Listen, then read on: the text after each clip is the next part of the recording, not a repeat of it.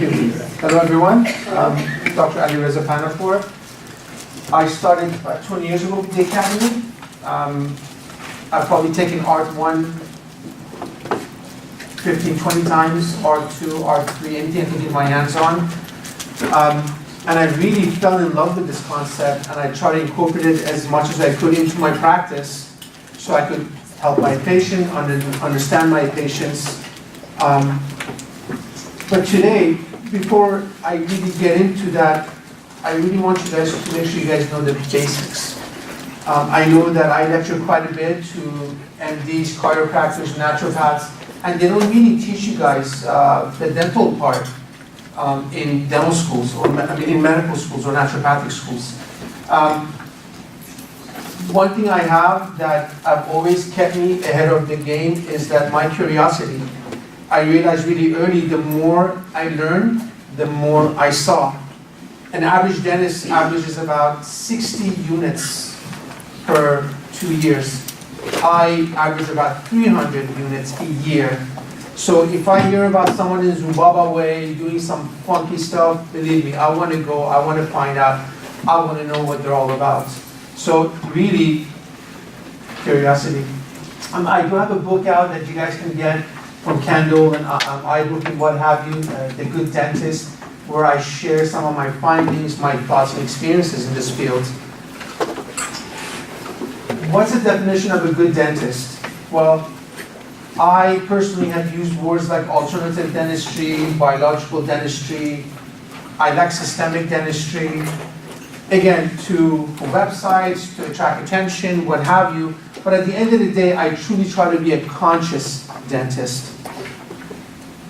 So let's get into it. This is my world right here. This is what I work with all day long. And when you look at this structure, look at everything that this system is basically a part of and responsible for. Musculoskeletal, circulatory, lymphatic, nervous system, endocrine, respiratory. I mean, I can go on and on. So this is what I deal with all day long, and it's so important to know that really what this engine is responsible for. Let's get started with the neural part of this. We have the fifth cranial nerve that comes into the sphenopalatine ganglion. The sphenopalatine ganglion resides behind the maxillary sinuses. And from here, you get intervention that go to the forehead, eyes, nose, teeth, tongue. I mean, you name it. Taste buds, vision, hearing, senses. This is what's responsible for that. Close-up picture. Again, the fifth cranial comes in here. Now, they're also referred to sphenopalatine ganglion as the Gasserian ganglion as well. So as the fifth cranial comes in, again, you get intervention to all of this structure. You've all seen this chart, I'm sure. Yeah? The sympathetic autonomic nervous system. If I don't go too slow, you guys let me know, okay? I'll just kind of try to bring it down, but my time is limited. So we have the sympathetic system, so we know that all of our organs have a sympathetic intervention to the spine. And we also have the parasympathetic system. Oh, so sympathetic is what? Fight or flight, kind of, okay? Parasympathetic, healing, digestion, what have you. And look, parasympathetic, which is blue, you have 1, 2, 3, 4, 5, 6, 7 servers autonomically that govern your parasympathetic. Agree? Mm-hmm. Okay, let's go back. So, top 4 right here reside within the cranium of your oral cavity. So, you have the big Gasserian or the sphenopalatine ganglion. From there, you have the otic, submandibulary, ciliary ganglion as well. So 4 of this parasympathetic servers, as I call them, are within the head and neck area. I found this picture. He wouldn't sell it to me, but I took a picture of it anyway. Look at that intervention right there. So when you look at dental, I want you to, and remember, this system is also is basically hanging around with the venous, artery, lymphatic as well, okay? Well, that system is housed within our cranium. You have the upper teeth that are embedded in your upper jaw that supports your orbits. You have the lower teeth that are embedded in lower jaw and to the TMJ covering back of the skull. So the upper teeth are really responsible for the front of the skull. The lower teeth, back of the skull. This structure is governed by C1 through C7, and all these balancing muscles, facial, trapezius, head and neck, all of this is what I deal with on a daily basis. So at the end of the day, pattern of postural influence, the bite, the shoulders, hip, need to be in a good parallel type motion. Look at the arteries, look at the veins, look at that circuitry that's going to, this is the base of the cranium, lower jaw. So when I look at my patients, I'm looking at a physical structure within an energetic body. I got my central nervous system with my 5 sympathetic servers. I have my structure, which is the cranium, C1 through C7, shoulder, hip. Okay? And then the musculatory system that governs and balances that for me. We have charts that's able to show us distant pathways of these teeth. So the bite becomes very important. Remember, your upper teeth support the orbits, which is the front of the skull. Lower teeth, lower jaw, TMJ, back of the skull. So the bite becomes very, very important. And for me, teeth are basically what govern that bite. So if the bite is off, structurally you're off.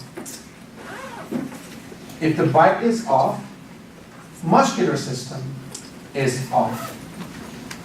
Okay, does that make sense? Good.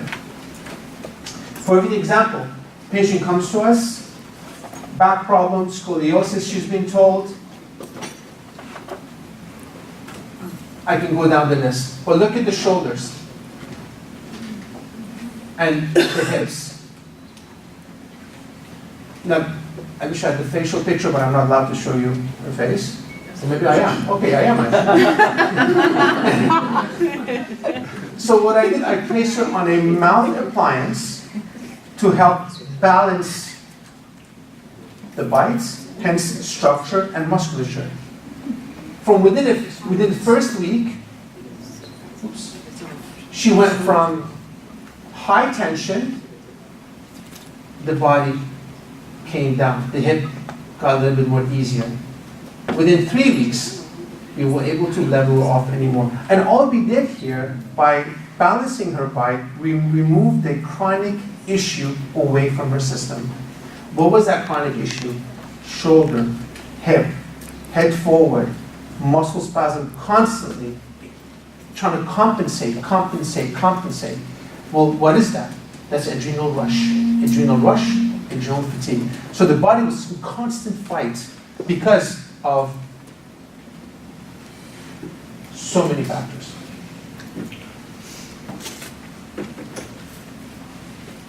So again, the bite is very important to cranial harmony as it relates to the balancing muscles, the musculature which govern this, and so forth. So I always look at structure first.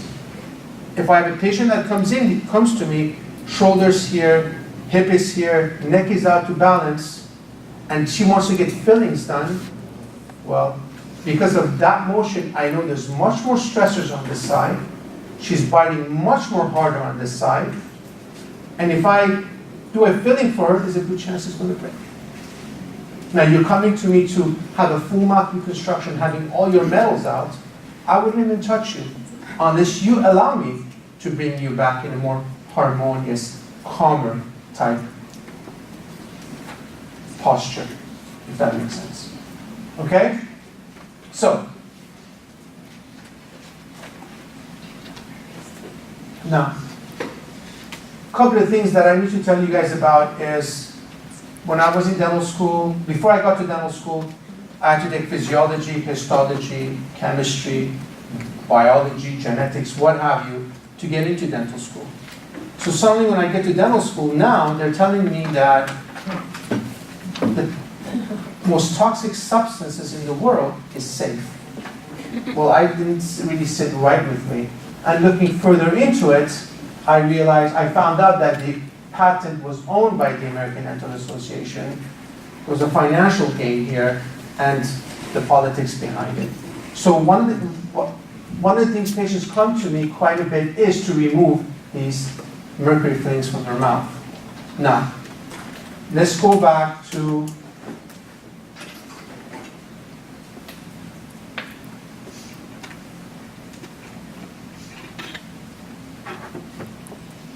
this structure. So if you have silver fillings, we know that when metals are next to each other, they create what? A battery effect, a galvanic effect. So when you have a battery effect in this area, what's going on with these nerves now? At a charge. So you recommend to your patients, please go and have these mercury fillings removed by a biological dentist safely. So what happens when that metal is removed? These nerve endings, but wait a minute, I'm not used to this environment. I've been used to this charged environment. So now you take it away, what happens to these nerve endings? They start firing. When they start firing, they also release the mercury, the poison they've been holding on to. It's called axonal transport, we all know that. So what kind of support are you going to give your patients after when they have metal fillings removed? Because, well, we know that tooth also has a corresponding related organ through your central nervous system, arterial, venous, lymphatic, and meridians. Okay, so you need to think about that though. It's not as easy go get your mercury fillings out and have a nice day, no. You need to make sure your patients are protected. Why don't we stop there? Let's take it further. What happens if you have a dental infection here? Let's say there's an infected root canal, patient didn't know about that, just been sitting there harboring there. What did that infection doing to the central nervous system?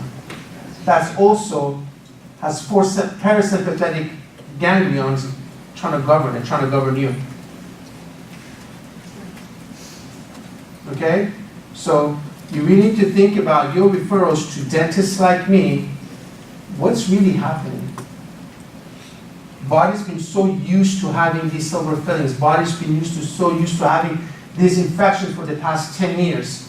What happens when you go and suddenly take that out? Well, there's going to be a ripple effect. The body's first is going to be, okay, well, thank you for getting rid of this. What am I going to do next? And if we don't know what the body's going to do next, how can we support our patients? How did I know? Well, through autonomic response testing.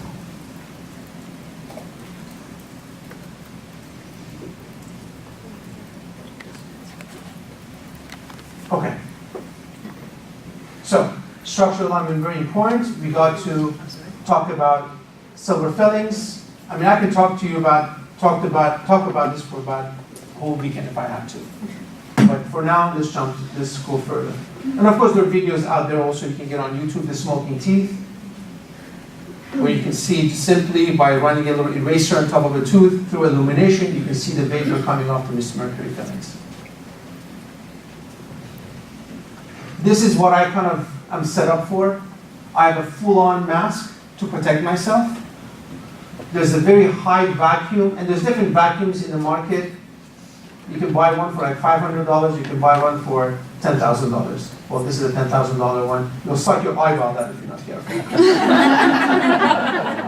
Patients on IV supports, depending on their core, depending on their naturopath, what they're going through, the cocktail could change.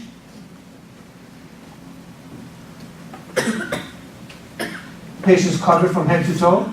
Not only I'm using special type suctions, but also localized suction with a rubber dam, which has been laced in charcoal to really protect not only me, the patient, but also the environment from that mercury vapor. We also have our patients brush with a special solution after mercury removal. I use a concentration of nanonized chlorella, cilantro, and garlic that they brush with. It's called NDF. It's on the market, you can get it. Creator was Dr. Timothy Ray.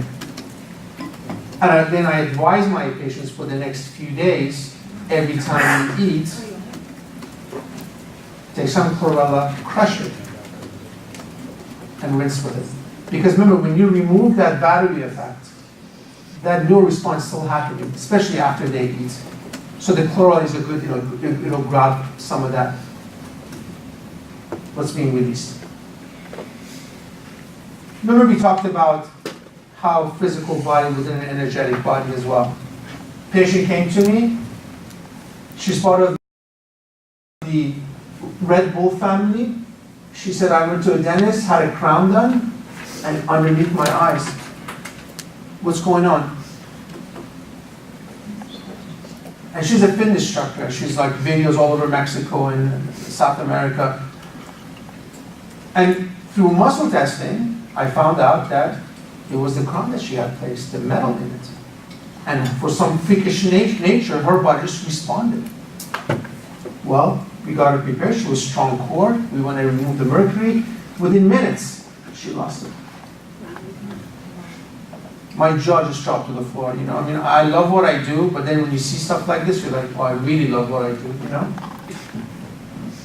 She was just shocked to see herself that way, that a crown could cause this for her. Again, this goes back to the effect of that metal upon her autonomic nervous system as it related to distant organs. Perfect example. Or, patient came to me to remove mercury fillings, but I knew that scars are a big part of that, remember, energetic flow. So in this case, she had to get her scars treated. Of course, I can't touch below the head and neck, so I talked to her MD. I actually had her MD take the trigger point injection course by Dr. Klinghardt, and Art 1 and Art 2. Then I started working with them. And very simply, we saw how her body, she was always complaining of right side from liver to ascending colon, what have you, that mercury fillings will completely affect and that we're able to catch it in our thermal imaging. So that's where that connection comes from. Are you able to see that now? Yeah? Good.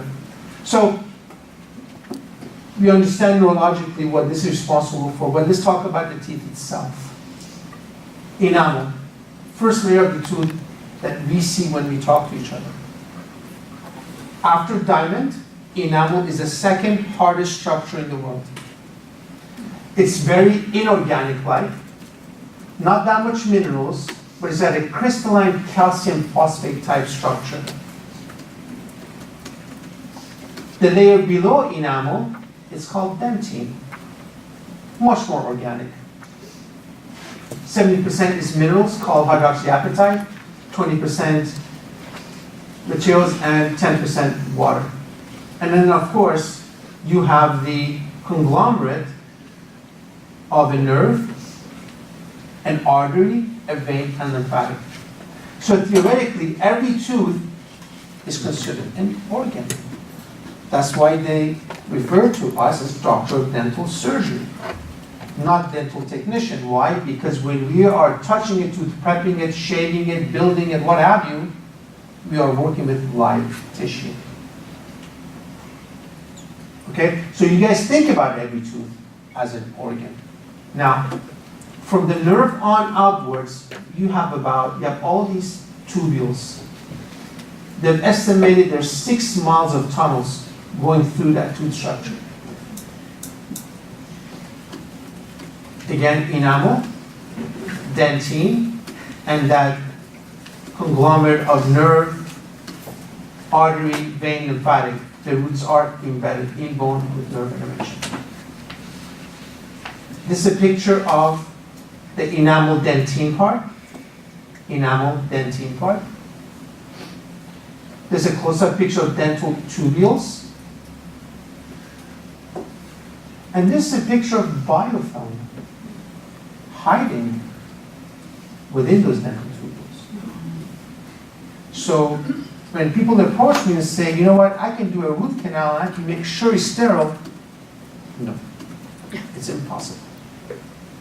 Or I can use laser to clean that root canal, no, that's impossible. I can use ozone, I can use bleach, spray, no, it's impossible. They're so small they can hide really.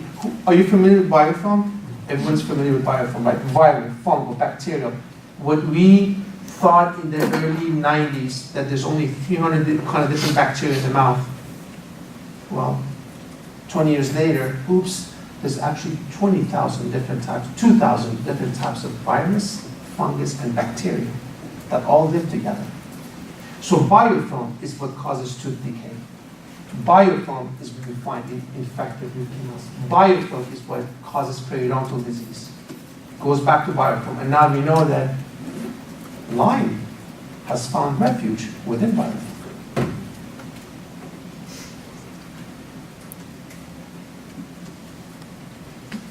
So that was just simple structure of the tooth. Again, remember those teeth, they're nerve intervention, arterial, lymphatic, venous, sphenopalatine ganglion, the rest of the body. Guys, remember those charts? Can you all put it together? Good. So, what are some of the dental diseases that I deal with every day? Well, tooth decay. The American Dental Association says, fluoride, tooth decay is lack of fluoride. I haven't seen fluoride do anything except poison my patients. Tooth decay is due to lack of minerals, shortages of minerals. So nutrition is number one. Second question I ask my patients, what is your blood type? What is your diet? I believe in 4 different blood types, 4 different diets. Honestly, most of my vegetarians or vegans are suffering from dental issues because they can't get enough omega in. Because they refuse to eat meat and fish. And they just supplement. It's never enough. So, tooth decay, shortage of trace minerals, major minerals. When the body's looking for the next source of minerals, it goes after your teeth, number one, and then bone. We see that with children. Change diet, everything changes. If anyone's familiar with Weston Price research, then you know what I'm talking about. A missionary who traveled the world and who saw people that grew up with nuts and berries and clean fish, broad smiles, beautiful teeth, big craniums. People who grew up on Cocoa Puffs and Cheetos and what have you, crooked teeth, malpositioned jaws. And of course, let's not forget the gut, which is the other manifestation of your oral cavity. Whatever's going on here, it's going on here. And unfortunately, most people they can't digest. No matter what they eat, or they have parasites, what have you. So what does the body do? Go after the next source of minerals, which is your teeth. Again, goo. And of course, you have a lot of different ways of removing this decay. I'm not going to get into it right now because that's a whole other lecture. You can use ozone, you can use air abrasion compared to drilling. And of course, as I said, our stomach. Very important. Gum disease. Estimated 80% of all adults have some sort of a gum disease. They call this silent epidemic. And of course, they have now, 20 years ago when I started this work, these doctors and foundations were laughing at me. Of course, research caught up. So we know that gum disease has been related or linked to so many other issues. When I was in dental school, if you were diabetes, you had gum disease. Across the board. 2 years later, we're not sure if the gum disease is causing the diabetes or is it diabetes causing the gum disease. We're not really sure.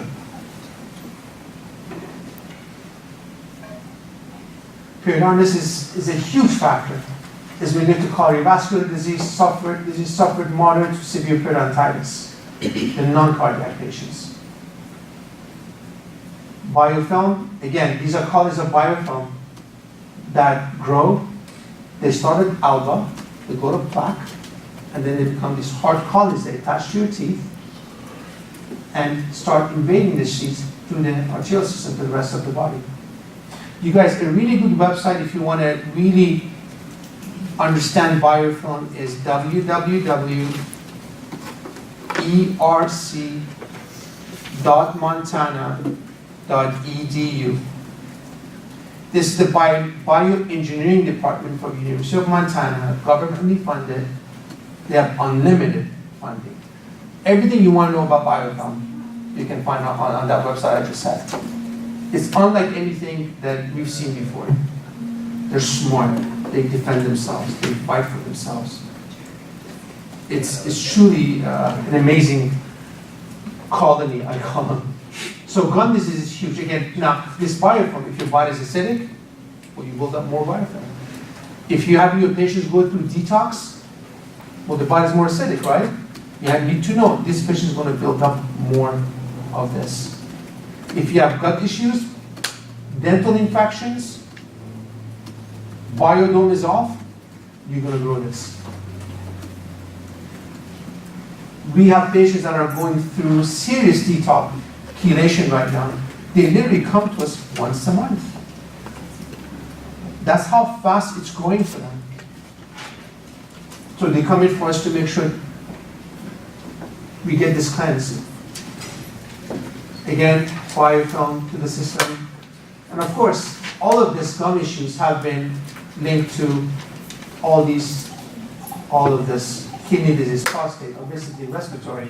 The list goes on. Even the American Dental Association confirms with this now. Another thing I do quite a bit is referred to as cavitation. Now, cavitation is not a scientific word. The real word of it is slough. This is where bony lesions due to infected root canals, improper extractions, when the dentist went in, took a tooth out, left pieces of tooth behind, or patient has some sort of clotting issue, wasn't able to clot properly, or they got a dry socket. So in your intake form, you have to be very careful. Do you have any silver fillings?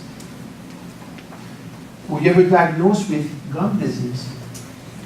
How often do you get your cleanings? If a patient says once every 2-3 years, red flag. Have you had periodontitis before? Yes, red flag. Do you have any root canals? Yes, red flag. Have you had wisdom teeth extracted with any complications? Red flag. We talked about bone, teeth, with the roots embedded in the jawbone. Remember, the jawbone looks like a bone marrow. Hard bone on the outside, inside, teeth within. This is a healthy structure. This is cavitation, where there's just a hole, a void. What does that void mean? No density. No density means what? No blood flow. No blood flow. No oxygen. No oxygen? Biofilm.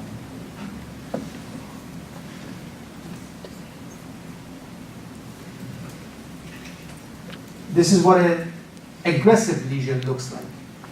I remove the outer bone. I remove the outer bone to get into the diseased bone. And when I went in, it was just a dark goop. They diagnosed this as chronic fibrosing osteonecrosis. Another schmancy-mamsy word for gangrene wound. Of course, I can't tell my patient gangrene because they'll freak out. What do you hear when you hear gangrene? Amputation. So, removal of the tooth, you can extract the pimple, but removal of a tooth is referred to as amputation. That's what they taught us in school. But of course, for the mass market, they don't want to say amputation of your teeth. Again, because teeth are live organs. A couple other pictures of cavitations. Again, patient comes to me, I use Art 1 and radiographic 3D scans to confirm these. Work with naturopaths to get our patient ready to go through surgery and be prepared for the aftermath. What do I mean by the aftermath? Whenever you remove something chronic away from the system, the body will want first, well, you talk about the release of infection into the system. So you have to make sure the patient is strong enough to go through it.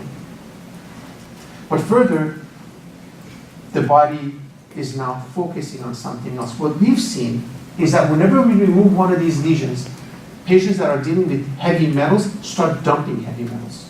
Patients that are dealing with mold issues start dumping mold or viruses and what have you.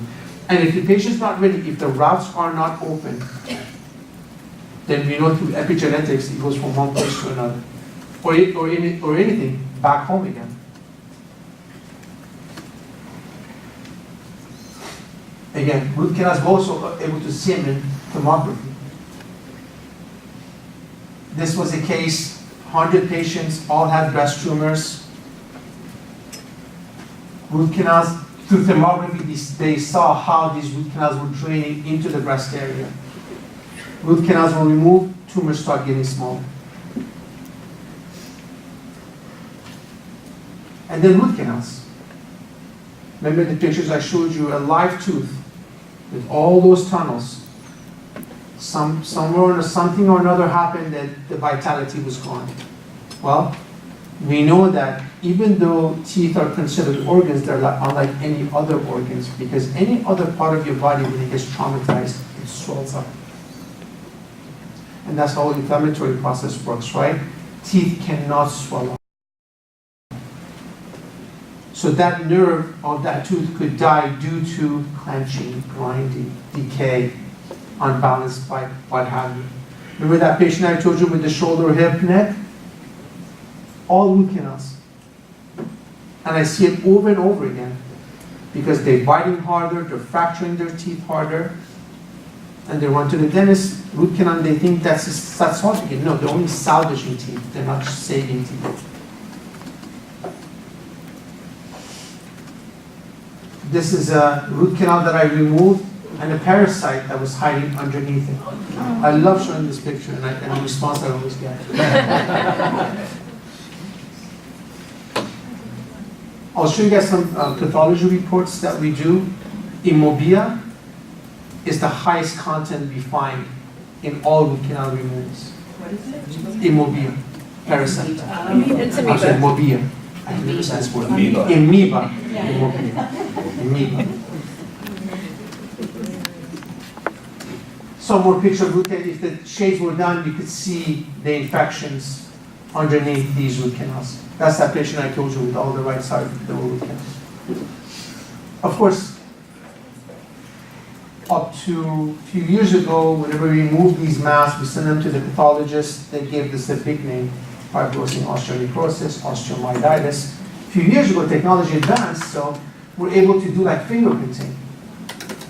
So we were able to see the name of every bugger that's around that root canal cavitation site. Again, scary. We have a lot of gram-positive, a lot of gram-negative, and spirochetes. HPV 16, 35, E. coli, Candida. I show this to pathologists or infection control doctors. They're like, what? And this is pretty much, I would say, I get some patients that this list goes about 2 pages long, and some small, but again, this has been look, exhaustion. This has been able to help us find out patients, for example, that are dealing with advanced gut issue, liver issue, kidney issue. we're able to see which one of these is what's attacking that liver or that kidney. So our naturopathic doctors could be more focused on those as well. Remember that 2,000 different viruses, fungus, bacteria? Comes from that. You're culturing the essentially the rodent. Correct. Yeah. What I remove, I send to the pathologist. They do the they do the DNA test. This is all from a government data, data they have. So you link into it, and boom. Again, I do a lot of TMJ disorders as well. Now, going back to the beginning, what we talked about tooth decay, we talked about gum disease, we talked about infections in the jaw, and postural bite.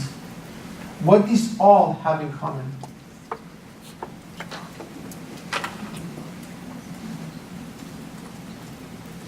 What these all have in common? Common denominator.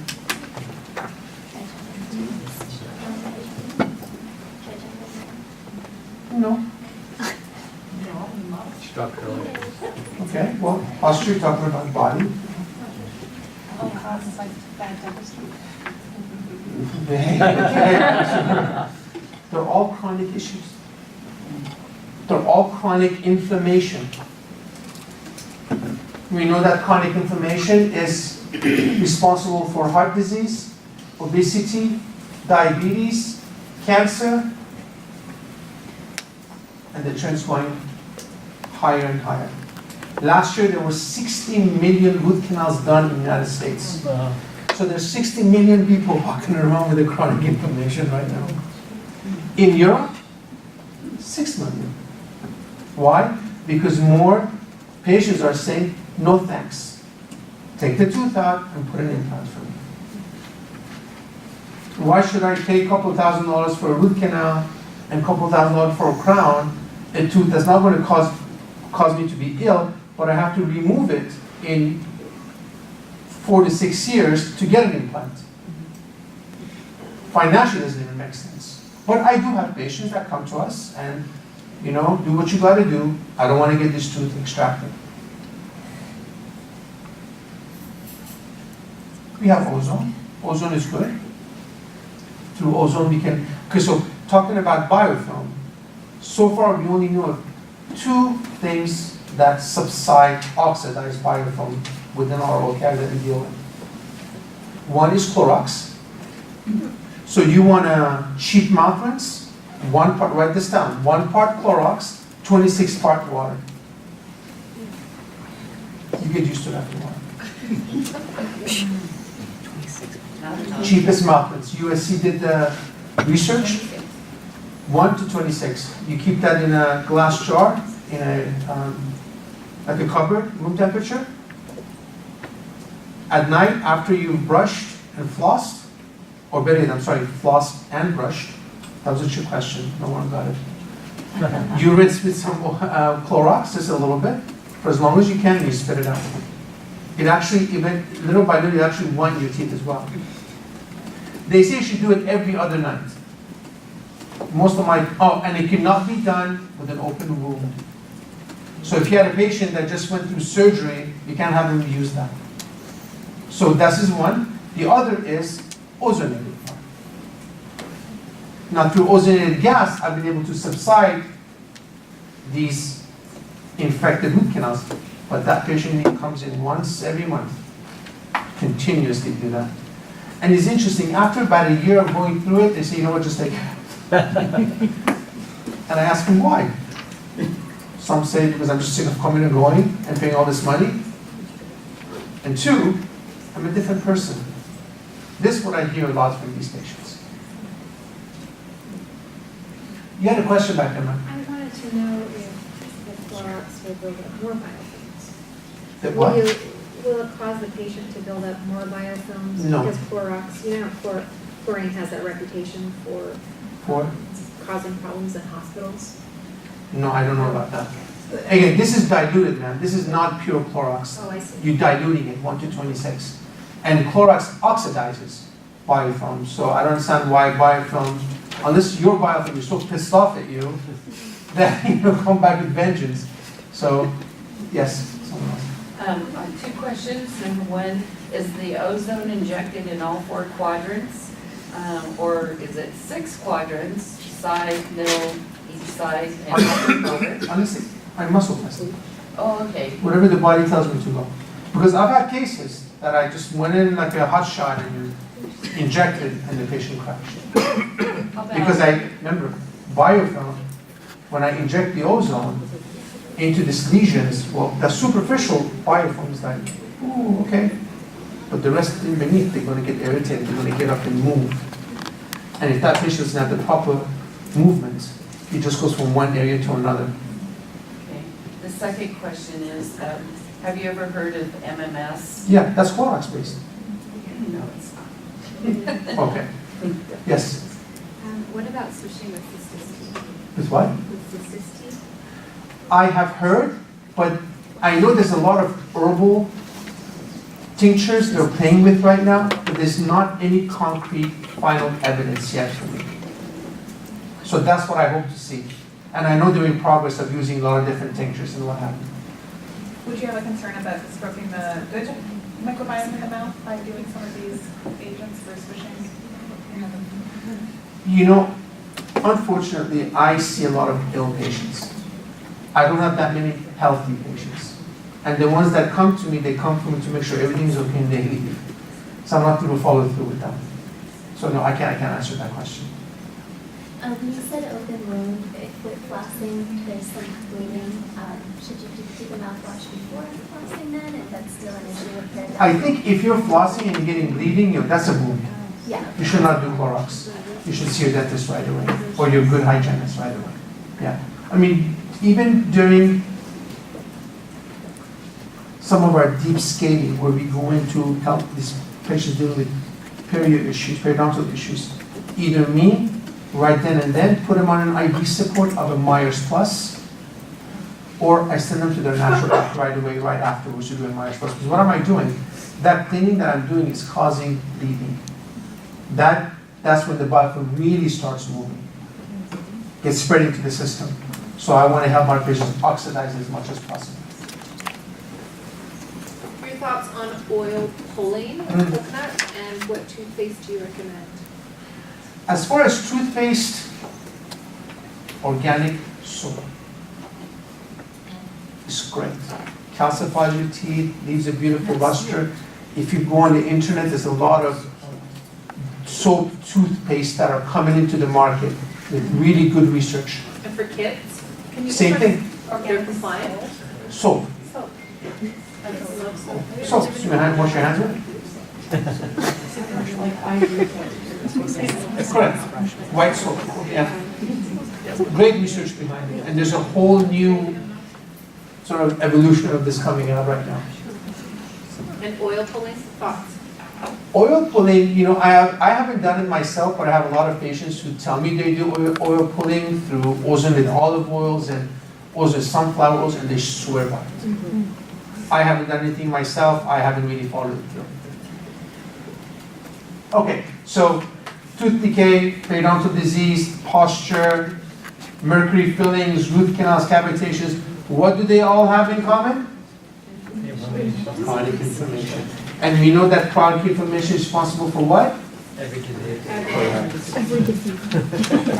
Okay, so you really have to be in tune with your patient's oral cavity.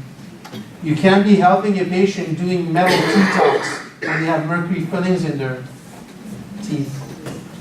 You can't help your patient to do a detox or whatever you're doing with them when they have an active infection in the mouth, like an infected root canal or a possible cavitation site. Thank you so much, boys and girls. I'll be around, so if you guys have any questions, I'll be more than happy to answer questions.